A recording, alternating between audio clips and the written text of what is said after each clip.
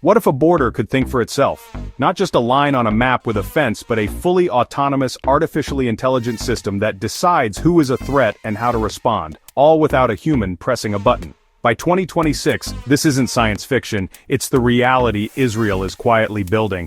The October 7th attacks served as a massive catalyst, accelerating a push for something faster, smarter, and less prone to human error. The goal is a border that never sleeps, never gets distracted, and sees everything. This isn't just about adding more cameras, it's about creating a technological fortress that operates on a level beyond human capability, a digital leviathan guarding the gates.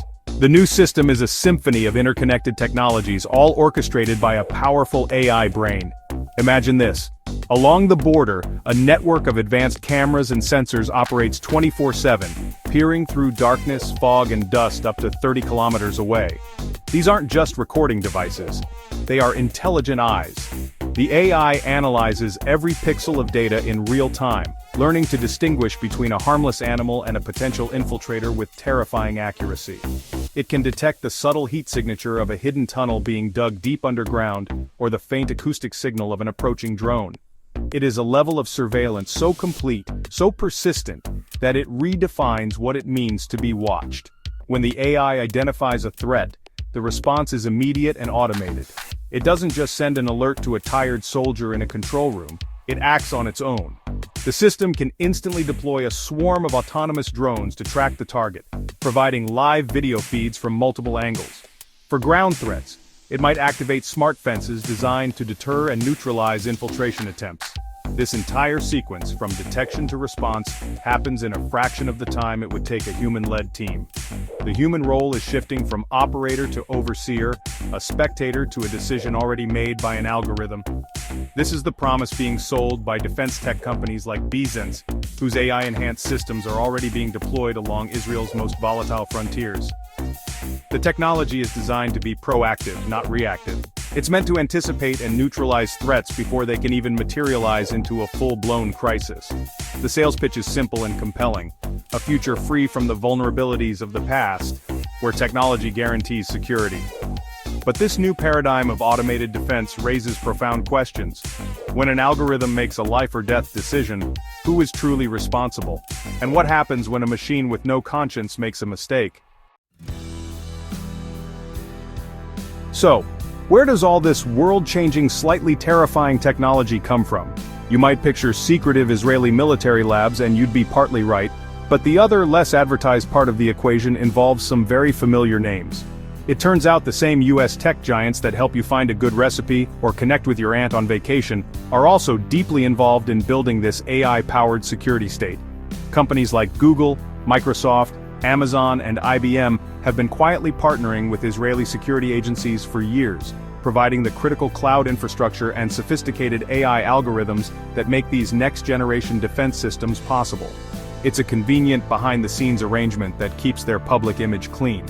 These partnerships are not just casual business deals, they represent a deep integration of Silicon Valley innovation into foreign military operations. After the events of October 7th, these collaborations intensified dramatically.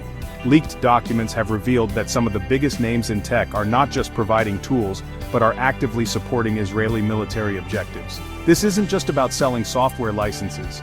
It's about co-developing and refining systems of surveillance and control. The very technology that powers your search engine is being adapted to power a system that profiles and tracks people, blurring the lines between consumer tech and state security in an unprecedented way. The scariest part is that Israel is serving as a live testing ground for experimental surveillance tools. This includes advanced spyware and AI programs designed to monitor social media for signs of incitement. These algorithms crawl through millions of online posts, flagging individuals based on keywords, connections, and patterns of behavior that the AI deems suspicious. The problem is these systems are notoriously flawed, often misinterpreting sarcasm, cultural context, or political dissent as genuine threats. Real people, particularly Palestinians, are having their lives turned upside down based on the cold, imperfect judgment of a machine, all in the name of beta testing. And what's developed in Israel doesn't stay in Israel. The technology is being refined and prepared for a global market. For instance, The data mining firm Palantir is already using its experience to develop Immigration OS for U.S. Immigration and Customs Enforcement. This system aims to create a real-time tracking and profiling network for immigrants and visa holders in the United States. The tools of occupation and border control are being polished, packaged, and sold back to Western nations for domestic use. The experimental lab in one part of the world is setting the stage for a new reality of mass surveillance everywhere else.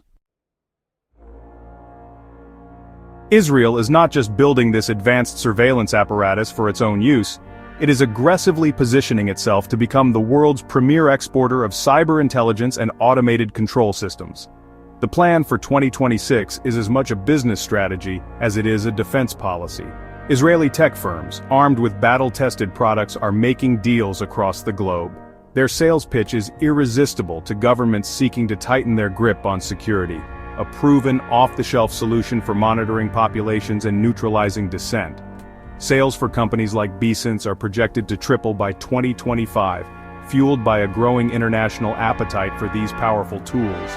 The client list for this technology is expanding into some surprising territories. While sales to Western allies are robust, a significant and less publicized push is being made into the Middle East and Africa. Secret deals are being struck with nations that were, until recently, considered adversaries.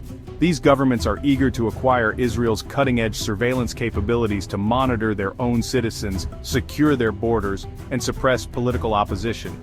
This creates a strange new dynamic where regional rivals are becoming customers, bound together by a shared interest in technological control over their people. It's a new form of diplomacy, brokered not through treaties but through spyware contracts. The ultimate goal extends beyond just selling technology. It's about controlling the region's digital backbone. By providing the core systems for surveillance and data analysis, Israel and its corporate partners gain unprecedented access to the flow of information across the Middle East. This ambition is a quiet, covert effort to dominate the digital infrastructure, the networks, the data centers, and the communication channels. Owning the hardware and software that runs a country's digital life is the modern equivalent of controlling its ports and trade routes. It's a subtle but profound form of power that operates in the unseen world of data packets and algorithms. This global expansion is creating a world where the Israeli model of surveillance becomes the international standard. The technologies and tactics honed on the borders of Gaza and the West Bank are being marketed as universal solutions for homeland security, airport safety, and public space monitoring. The consequence is the steady erosion of privacy and civil liberties on a global scale.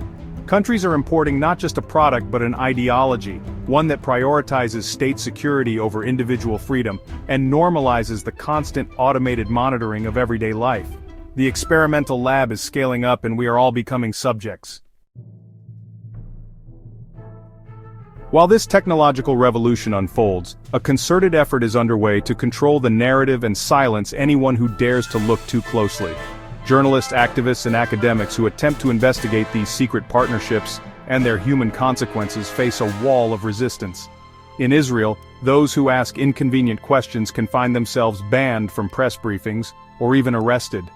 This climate of suppression extends to the United States, where students and activists critical of these surveillance technologies have faced deportation threats and online harassment, often flagged by the very AI monitoring systems they are protesting. The State Department's Catch and Revoke initiative is a chilling example of this trend, using AI to scan the social media of visa holders and canceling their status based on protected political speech. This creates a powerful chilling effect, discouraging dissent and making it perilous to report on the truth. The message is clear: investigate this story at your own risk. The forces building this future do not want public scrutiny. They operate best in the shadows, far from the prying eyes of a free press and an informed citizenry. The silence of those who know is a key component of the strategy. Meanwhile, the mainstream media often presents a sanitized and glowing portrayal of Israel's tech industry. We hear inspiring stories of innovation and life-saving breakthroughs, celebrating the startup nation for its ingenuity. These reports frequently omit the dual-use nature of these technologies and their direct application in surveillance and control.